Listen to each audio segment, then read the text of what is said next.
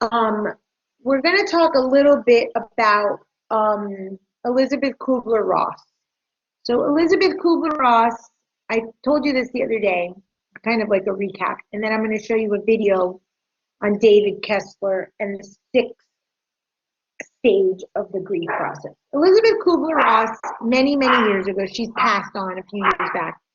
She was the pioneer in all things death and dying and grief. She is the death and grief researcher. She wrote on death and dying, on grief and grieving. This woman is a name you have to know, and everybody knows her.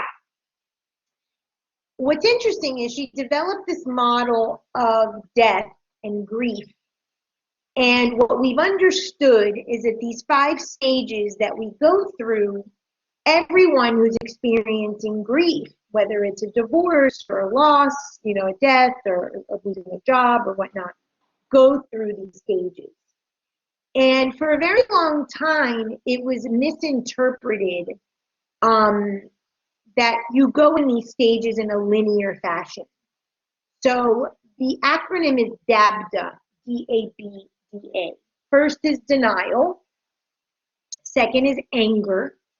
Third is bargaining. This is when you tell God, if you give me back the person, or if you do this for me, I'll do that for you. People do this in spirituality all the time. They negotiate with God and pilgrimages and stuff like that. Depression, and then finally acceptance. Most behavior change models say that the process will last about 2 years, that you're in about 6 months, the stages in each stage. Again, this isn't linear, this isn't in a straight line. You can be in one stage and then jump back to denial, then just jump back to depression. Obviously, acceptance is the last stage, and you're not going to get acceptance early on. It's kind of like the finality.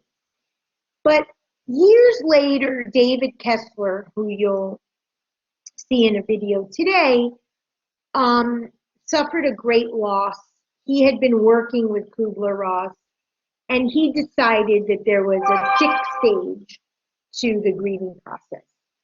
And me, myself, having just gone through a severe sort of existential crisis and death process, really resonate with David Kessler's 6th stage. But I first want to talk a moment about denial. So in my model and in my book, my first chapter is called Cracking the Snow Globe of Delusion. Delusion is like denial. And I'm a believer that most people are in denial and in delusion about whatever there is in their life. So I don't only use this model for denial in terms of grief in losing, a child or a spouse or a life partner or whatnot. I think that this is sort of how the psyche is set up. And so I named my first chapter, Cracking the Snow Globe of Delusion, because I'm a believer that we have to shatter what I call the snow globe. From 0 to 7, I told you guys we have our first sort of crisis, which is the Saturn in our chart. We have our first sort of death. For some people, it's as simple as going to grade school. They're going to kindergarten or first grade. They now leave the comfort of their home, of the safety of their nest, and now they have to put on a persona, and they have to put on what Jung calls a mask, and figure out how they're going to navigate the world. Their personality and their ego sort of develops. And that's their snow globe sort of being shattered. And we all have a process in which we're sort of thrust into a Saturn cycle or our first grief death cycle. And this happens between 0 to 7. And this is why I emphasize asking the client what happened between 0 to 7. Obviously, in my model, if you backtrack birth story, pregnancy, and conception, you can see the theme. But I'm a big believer that most people live in denial in this sort of first grief stage most of their life until something happens, until they have a shock, until they have a divorce, a job loss, a death, something, what I call the rape of Persephone, rapes you and pulls you out of sort of this denial. So I've sort of taken these stages of grief and extrapolated them to represent the denial that we're all in. So this denial is what I call a snow globe, which is manifested as Neptune. Neptune is the planet of denial, of delusion, of addiction. And this is why we have poor coping, why people gamble or drink or smoke or eat or have sex or, do whatever, sort of void what Viktor Frankl called the existential vacuum. Viktor Frankl was a famous philosopher, psychologist who actually survived the concentration camps. And he wrote a famous book, Man's Search for Meaning, and he talked about the existential vacuum. And what we all have is an existential vacuum. I understand this from a mythological standpoint, a standpoint that we have left the cosmos, we have left this cosmic womb, we have become human, and in the act of becoming human, we've lost or forgotten our divinity, and then we try to go through the world filling this gap, this void that he calls an existential vacuum. So I attribute this to Neptune and the delusion that we're all in. Now, back in the day, there was a philosopher named Nietzsche, and he had a famous sort of quote, "God is dead, we killed God." And Nietzsche's father was a pastor, and he grew up in the church, and then his father got really violently sick and died. And at that point, Nietzsche, as many people do when they go through something like what I've gone through or some sort of major crisis, they curse God, they don't believe in God, they hate God, their faith is tested. Another manifestation of Neptune and the shattering of the snow globe and that sort of metaphor. And he said that we killed God. And I really had to kind of think about this because I did lose my faith, and this was not my first existential crisis. I had an existential crisis earlier in my life when I left the cult and I felt abandoned by my spirit guide that I was named after. And then shortly after that, I found astrology and the records and my own spiritual calling. But I had that crisis and then the one that I just went through, and now I'm back. So faith is tested as a result. And so Neptune, this energy of Neptune is poor coping, addictions, delusion. If you've ever seen the actual astronomy of Neptune, it's a very, very, very gaseous planet, and there's gas all around it. And this is kind of what happens to us. We have escapism, we have delusion, we're nebulous. Wherever we have Neptune in our chart or Pisces.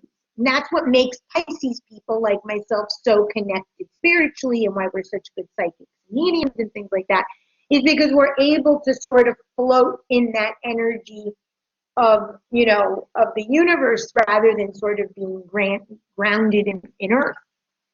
And we need both. But that's sort of why that mysticism or spirituality exists in that part of our chart, or in our sun sign if we're Pisces. And this brings me to this denial.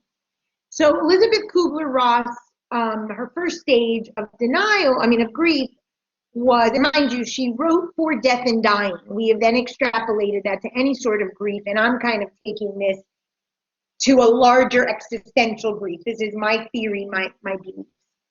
So in her theory, when you lose someone, when someone dies, your first stage is denial. What we've done in psychology is extrapolate this to when there's any sort of loss, it's denial. And what I'm saying is that the unification of the cosmos, this cosmic womb, this divinity that we are, this union that I spoke about the other day, this wholeness, when we are forced to incarnate in a body, we lose that sort of connection to source.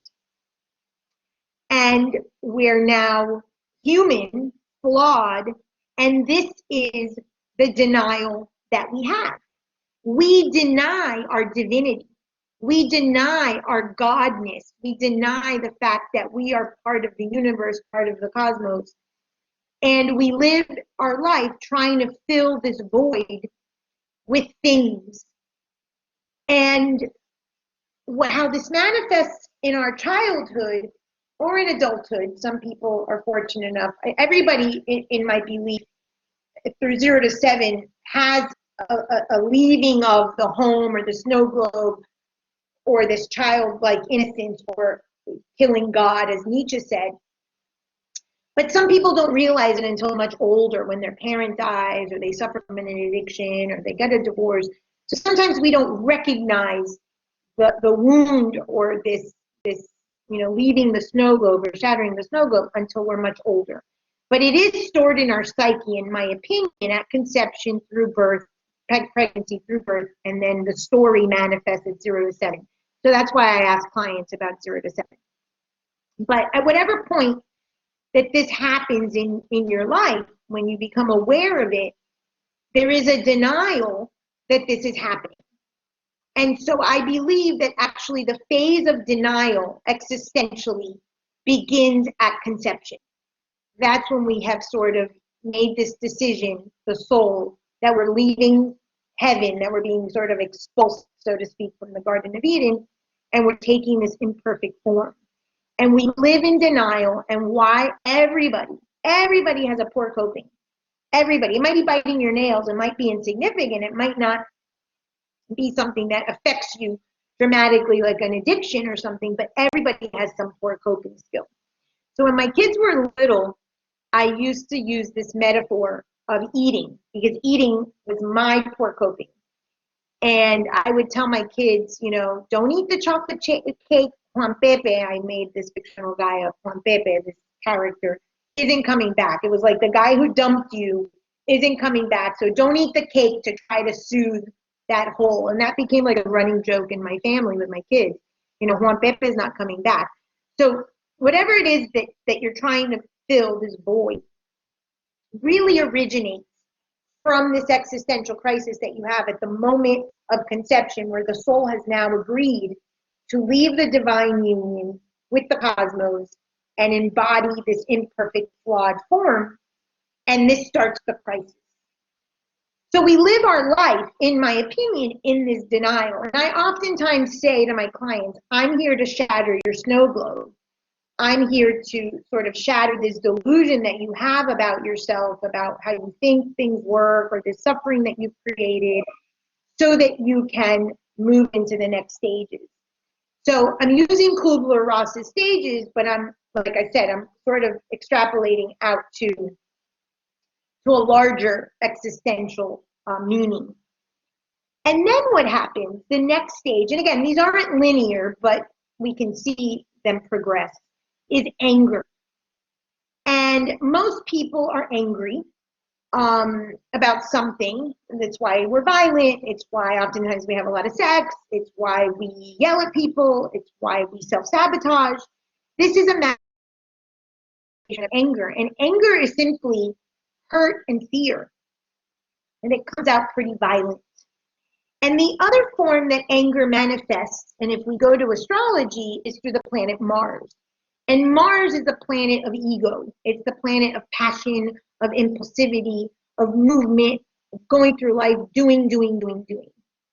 And so we can take Elizabeth Kubler-Ross's model of grief and death and dying, and we can actually extrapolate it to a bigger existential crisis. We leave heaven, Garden of Eden, the universe, the cosmos, whatever you believe in, and then we're in that delusion.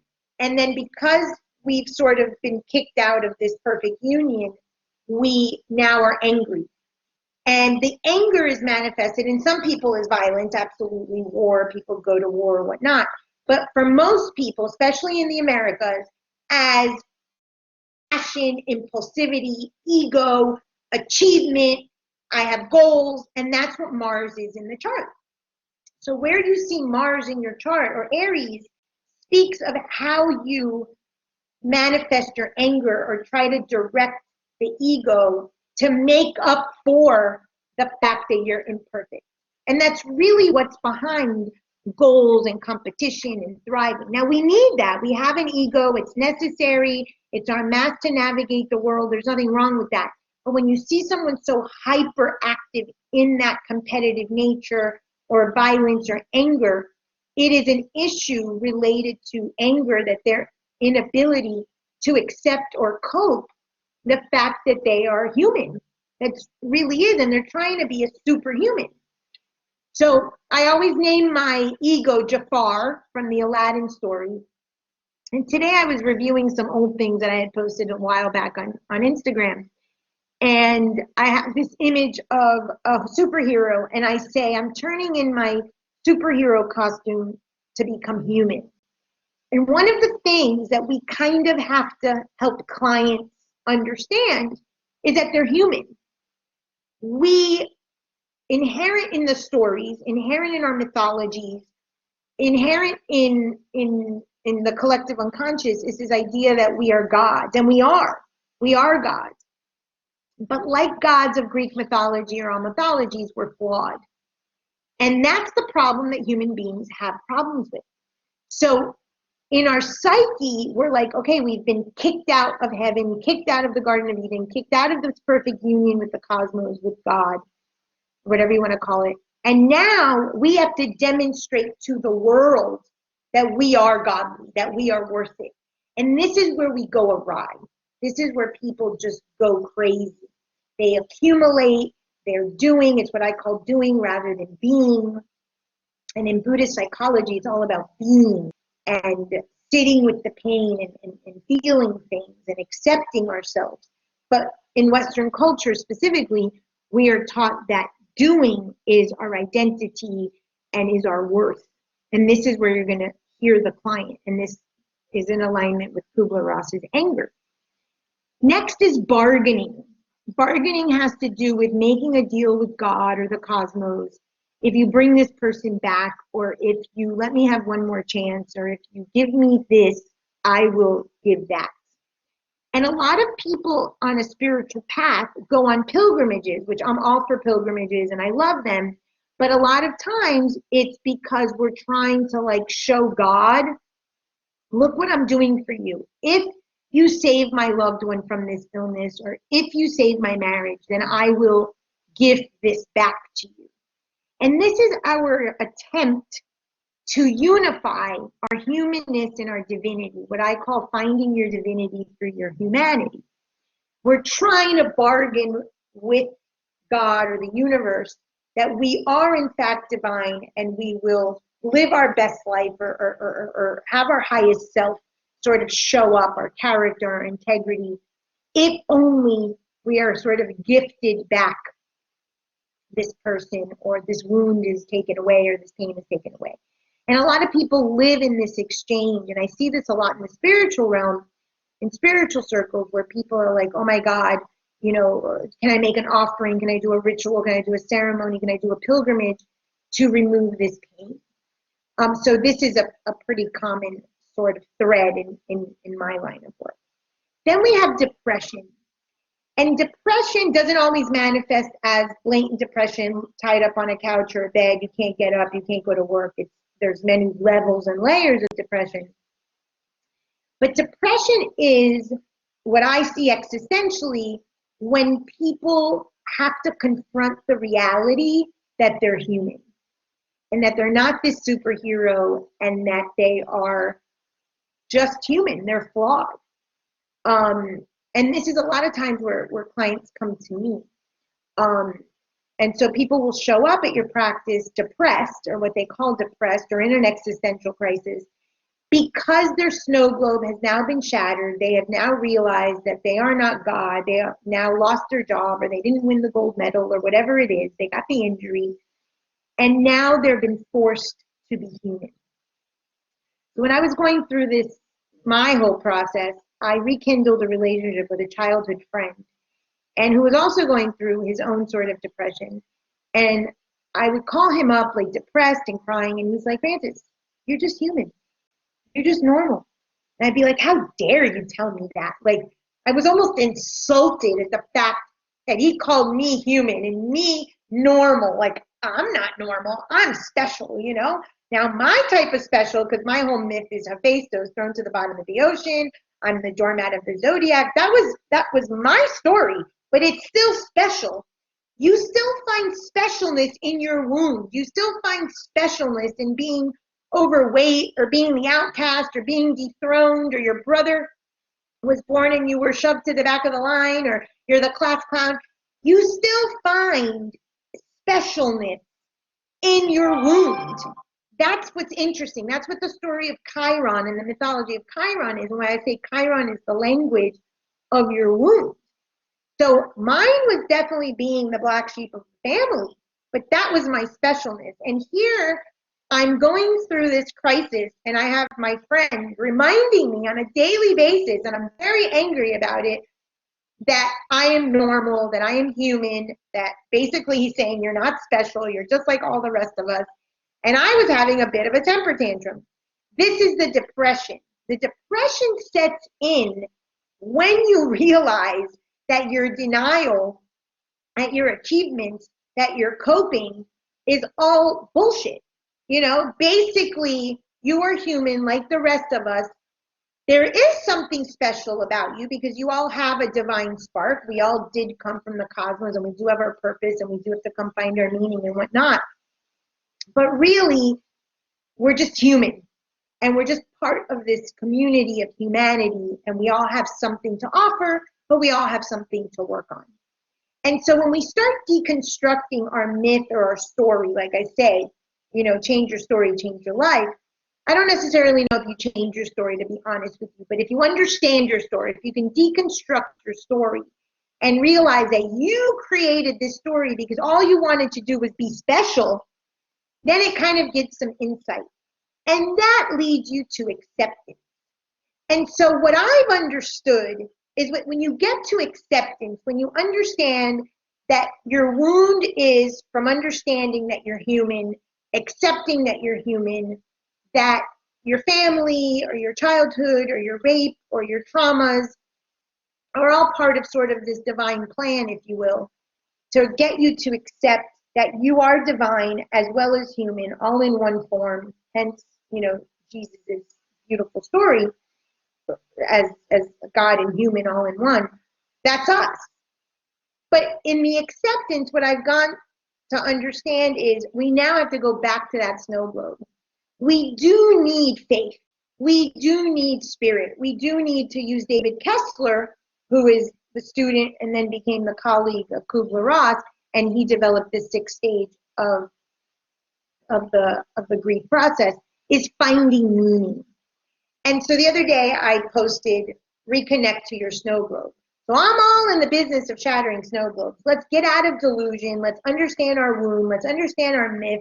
Let's understand our pain. Let's understand why we're trying to get validated and overachieving and ego and whatnot. Accept that you're human. Accept that you're divine through the depression. But then in the acceptance phase and what he then calls finding meaning, return back to that snow globe. And every single mythology speaks about the return home. The prodigal son in the Bible, Persephone's return home from the underworld. This is a theme over and over and over. We must return home. In my language, we have to go back to those buckets. We have to go back to those shadowed bad buckets and integrate those bad, quote unquote, qualities from our parents into us so that we can then live in wholeness.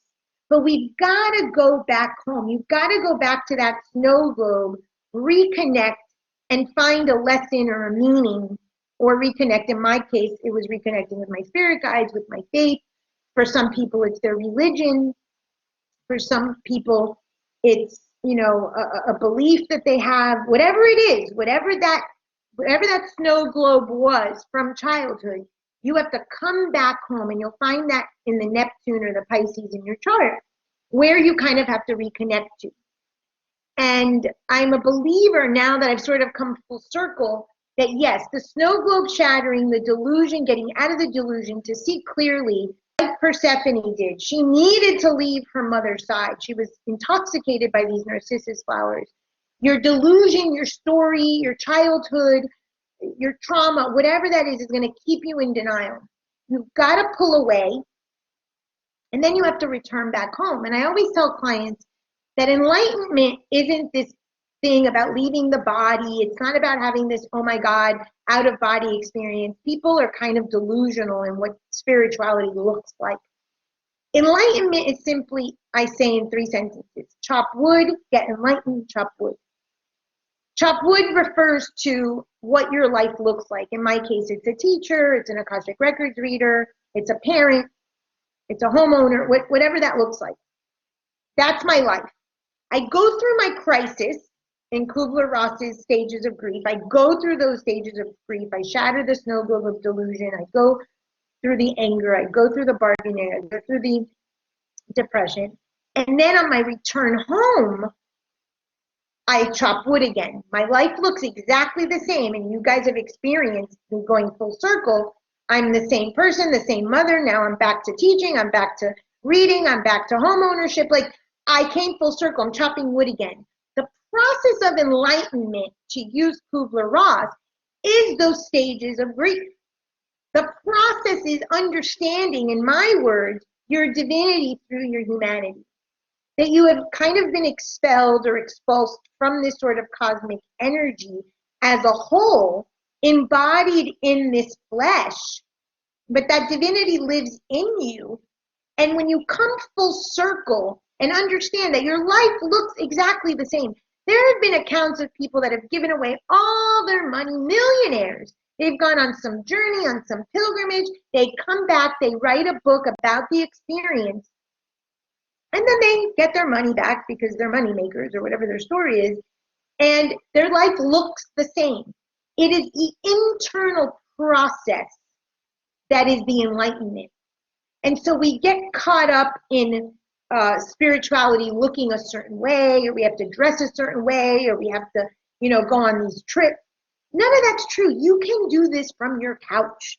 I was laid up on a couch for 3 years with cancer, depressed, and I went through this process. I had traveled the world before, but I didn't travel the world during this depression. I was going through the stages of grief. And now I've reconnected with my snow globe, which is my faith, my spirituality, my mysticism, my metaphysics, all the stuff that I love. So I really love Kubler-Ross's model because I'm a believer that this is the exact stages that we go through during our existential crisis, or to find out that we are divine and human all in one. So what I want to show you today is a video on David Kessler. So David Kessler has experienced quite a bit of grief throughout his life. I have a saying that there's a few things that I like to say. That so the solution is found in the problem, or the problem is the solution, and he speaks to this a bit. He had a lot of grief early on in his life, and unfortunately later on in his life too, because he lost a child. And he said that he became the counselor, the grief, worker that he needed. And this is not uncommon. If you're trying to find meaning, if you're trying to find purpose in your life, which is ultimately what he's saying is the 6th stage of grief, in my case, returning back to the snow globe and then making something of the pain and the process, it's really in what you've experienced.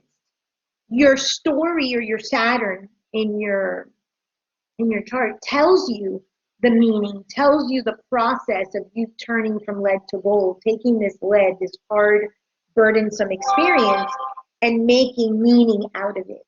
So he speaks about making meaning as the 6th stage of grief. So I kind of just wanted to give my sort of spiritual, existential, universal sort of twist to it. So some of you are looking at this from more of a practical, step-by-step standpoint, and some of you, like me, are looking at a more metaphysical, existential standpoint. but I really believe that Kubler-Ross captured the essence of our process of pain. And so what I like about David Kessler is he speaks about after the pain, after the grief, after the loss, not during. Another thing that's really, it's distorted in spiritual circles is, oh, there's a lesson. I'm being taught something. You're not being punished or taught a lesson because of your pain. You're in pain because the human body is associated with pain and loss and suffering. And Buddha said it best, attachment is the root of all suffering, and we're all attached. The moment we are in a flesh, we are attached to something, hence the Mars, hence the ego, hence the anger aspect of the model that I have to go chase something. Whether it's drugs or alcohol or whether it's gold medals, you're after the seeking of something because you have that existential vacuum, like Viktor Frankl says. So we want to move away, and this is super important. You do not talk to clients, it's not therapeutic, about that there's a lesson or your pain was thrust upon you because you were being punished, and this erroneous idea of that. And I really like that Kessler speaks to that.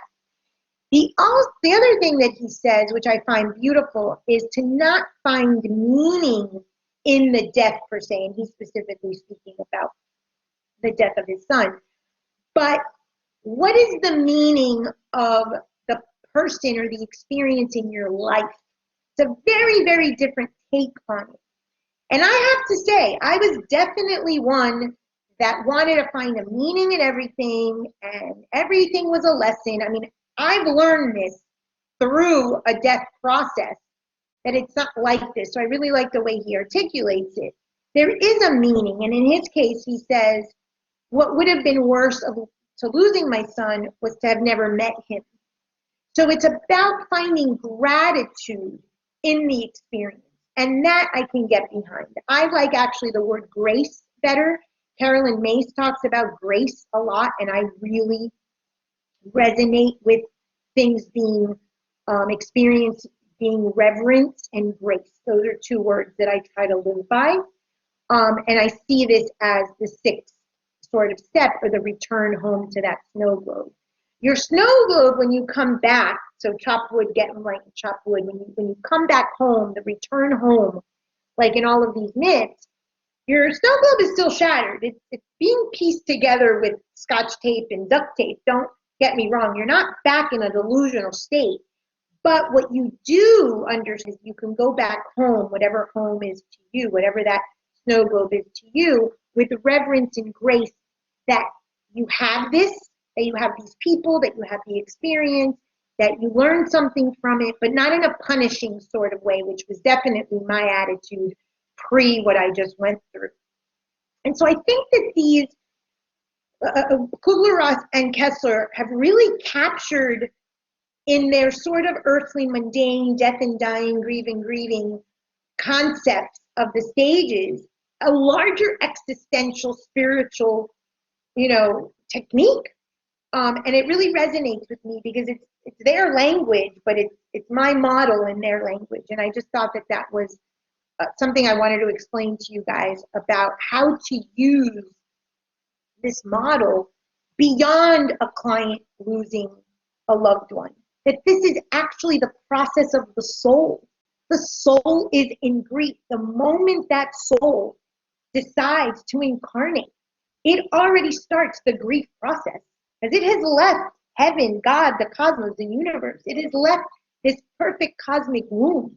And that's why a lot of mythologies, in the poster that I have in the classroom of the egg with the crack, the moment something is cracked, the moment that fissure happens, there's a grief process. So that snow globe was the intact cosmos. And the moment that the soul decides to incarnate, at the moment of conception, the grief process begins. So they've mastered this sort of grief process for death and dying. But I'm here to tell you that this is the journey of the soul. This process is the journey of soul, and why the chart explains it beautifully. But we go to Neptune for the denial of the delusion, the coping skill, the poor coping, oftentimes addictions, enmeshment in relationships, codependence, all words for Neptune, and the delusion, the snow globe that I say. The anger is the Mars, what we're achieving. Are you after money? Are you after sex? Are you after fighting? Are you after violence? Are you after social justice? This is all Mars energy. And then what's your bargaining? Then accepting that you're depressed, meaning, okay, I'm human. And then the return home, which is the acceptance that you've got something to learn and some meaning to derive from your snow globe, from that delusion. Go back to it with clarity. But you've got to return back. And I think that that's what Nietzsche was saying when he's like, God is dead and we killed God. As a result, these younger generations, and again, I'm not pro-religion or anti-religion, that's up to you. Whatever your belief is in, okay? So to me, it was this cult and this Afro-Cuban religion. For some people, you know, it's I don't know, a stick, whatever they believe in. That doesn't matter. But going back to a belief in something. I think that these younger generations these days have lost that. They've been so far removed from any sort of spiritual or religious or metaphysical practice that they don't even start off with a good snow globe foundation. And I really, really think that we need this in some capacity. So in the return home, we can find the meaning, the reverence, the gratitude, the compassion, the empathy, the love, whatever it is that you're coming back to. And understand that there was a purpose or a meaning in the experience, that it wasn't for naught. So I just like to extrapolate that sort of death and dying and stages of grief to a more metaphysical level, so that you can listen when you have a client, regardless if they're depressed or if they lost someone or something, although that tends to be when people come, but people can come for many reasons. Understand the model of grieving more so than just death and dying or loss, but just as the soul's journey, if you're going to do more Jungian type analysis like me. So I want to show you this video on David Kessler and him talking about the sixth stage that he added after Kubler-Ross's death, which is finding meaning in the experience. And it feels like the model is complete, especially for me from like a metaphysical existential standpoint. It feels to me like the model of the soul sort of return home. If you want to call it the ultimate death, the physical death, but returning back to the cosmos, you can call it that. But it really is that full return home. And I find that the making meaning part is extremely meaningful. And part of something that we want to help clients achieve, in whatever that is for them. So I'm going to show you the video. Give me a moment.